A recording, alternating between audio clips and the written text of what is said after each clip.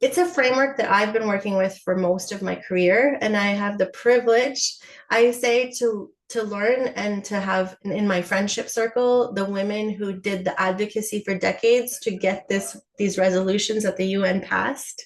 I call them legends, and I call them the mothers of the agenda. I am not a mother of the Women, Peace, and Security agenda, but those people are in my life. And what I mean to say is basically, so the Women, Peace, and Security framework is a framework of 10 United Nations resolutions of the Security Council. And that is very key because the Security Council really presents itself as an obligatory body of member states, so countries that are part of the UN, to action certain things. When a resolution is passed by the Security Council, it's essentially mandatory. When a resolution is passed by the General Assembly, such is not the case. And so it was very clever advocacy that made sure that the women's agenda, the Women, Peace, and Security agenda, was passed through the Security Council. It took this year will mark actually the 25th anniversary of the first resolution, which is considered a landmark resolution. And I bring this framework up because I am also an activist and on this issue. And what I'll tell you is we often use it as a tool for many things. One is to say that, there's obligations to acknowledge like differing vulnerabilities and gendered aspects of conflict and humanitarian assistance. And I myself will personally be delving into creating a narrative in the world and in our work on justice in WPS in the coming months. But there's an interconnectedness with development, humanitarian assistance, and WPS. And so we'll talk about what that looks like. So you'll get an introduction of what the agenda is, a really wholesome introduction.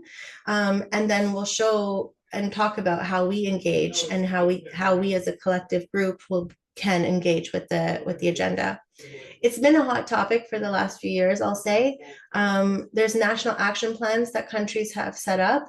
There's over 100 member states that have national action plans. I actually spent my last year and a half working with the country of Somalia, setting up their implementation of their WPS National Action Plan. And what you'll see is the synergies of the agenda with a lot of the issues that you work with. There's even a compact called the Women, Peace, and Security Humanitarian Action Compact, which came about, I think, in 2021, for member states and practitioners to really understand that there is a nexus of practice with rights, with obligations in relation to rights and meaningful inclusion, with abuses such as sexual violence, with vulnerabilities that are faced in these contexts, and the assistance that's provided and the interventions that are provided. So that's what you'll essentially get from this. And you'll also see how it intersects with the concept of human security and what my interpretation of that is. So again, you'll get my interpretation of quite a few things, but a lot of that has come into practice. So it is something I am proud of, and it's something that I stand by.